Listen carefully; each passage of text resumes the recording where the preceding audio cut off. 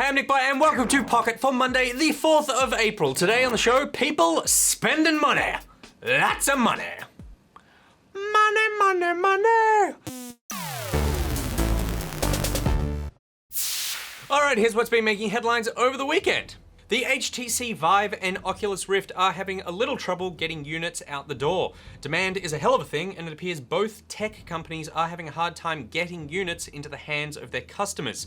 Over the weekend, many people who pre-ordered the Rift would have received an email telling them that Oculus has run into an unexpected component shortage. The email didn't note a new estimated shipping date, but they expect to have more info by the 12th of April. To apologize, they've removed shipping costs from all pre-orders, including international orders.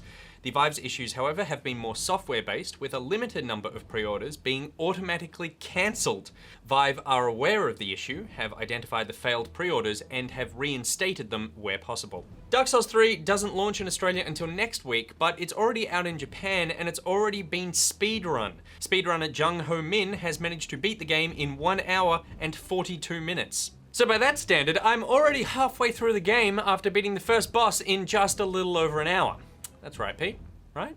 It's a pretty short game. I don't know if it's worth it. Battle.net user Bright Knight may have stumbled upon the release date for Hearthstone's Whispers of the Old Gods expansion. While purchasing 2014's Curse of Naxxramas expansion, Bright Knight was hit with a warning that come April 26th, mere 3 days after my birthday, some of those cards would no longer be playable outside the Wild mode, which is releasing with Whispers of the Old Gods.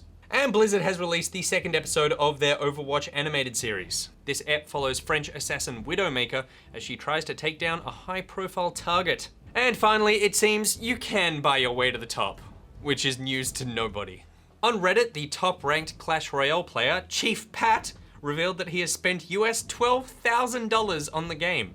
Patty's apparently quite the Clash fan, as he estimates he's also spent $18,000 on Clash of Clans. However, Paddy says he has no regrets because he's actually quite a successful YouTuber, so he was just buying them for work. In fact, they're probably all just a tax write-off anyway. In fact. Oh, that's right, I don't have $18,000 cash.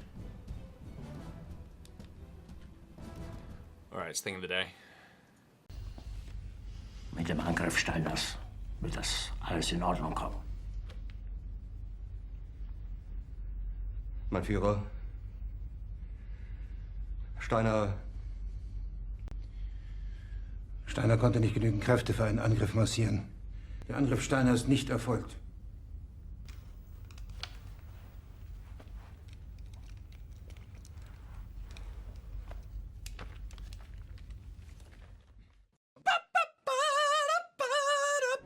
YouTuber Sculpture Geek has stayed true to his name, deftly crafting a Fallout 4 Deathclaw out of wire and oil-based clay.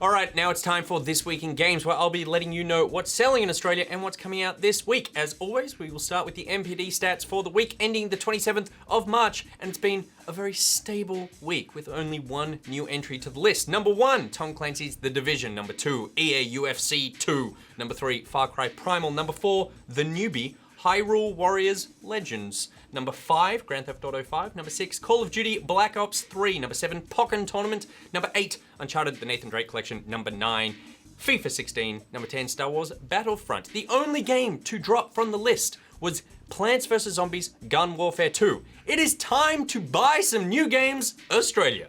And with that in mind, here's what's coming out this week, starting today, April 4th. We get Green Game Time Swapper for PC.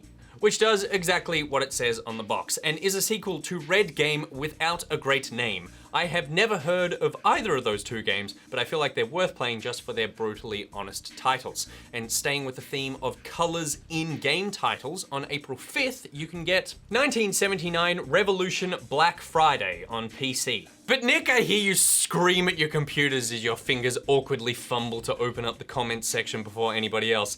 Black is not a color, it's the absence of color. Well, you're right, and no one cares. The segue still stands. Also on April 5th, the Vita is getting Assassin's Creed Chronicles Trilogy Pack if you feel like playing the same game 3 times with 3 different skins on it. Also on the 5th, PS4 and PC are getting Dead Star, Dirt Rally comes to Xbox One and PS4, and Quantum Break is out for Xbox One and PC. And if you do want to get Quantum Break on the Xbox One, the entire download for the game and TV show is 120 gig.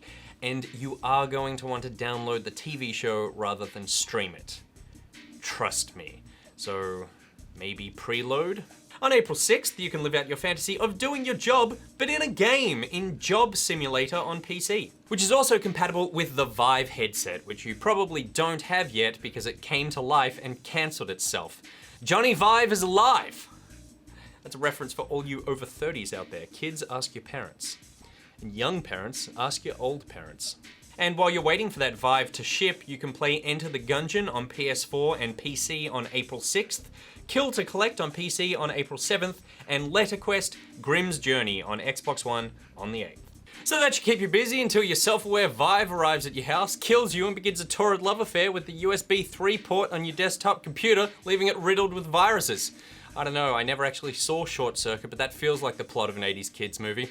And that's it for today's episode. My Pocketeers, let us know in the comments what you would like us to talk through for the talk through tomorrow. And while you're on the internet, check out Good Game on Facebook, YouTube, and iView. Want to meet fellow Pocketeers? Then join the Pocketeers Facebook group and Steam group before the Vive kills us all. You can follow Good Game on Twitter at Good Game TV, follow Pocket at NickBoy, at Pierre, at GG, at Monkey, and at Samgy. There are links to everything I just said in the description below. Today's Thing of the Day graphic was made by James Clumps, his second submission, and pretty bold of the old Clumpers to go with hits. If you've made a thing, Hitler themed or not, please send it in. Until tomorrow, NickBoy out! Preferably not Hitler themed. Yeah, probably not. I feel like one Hitler themed joke is probably enough for this show.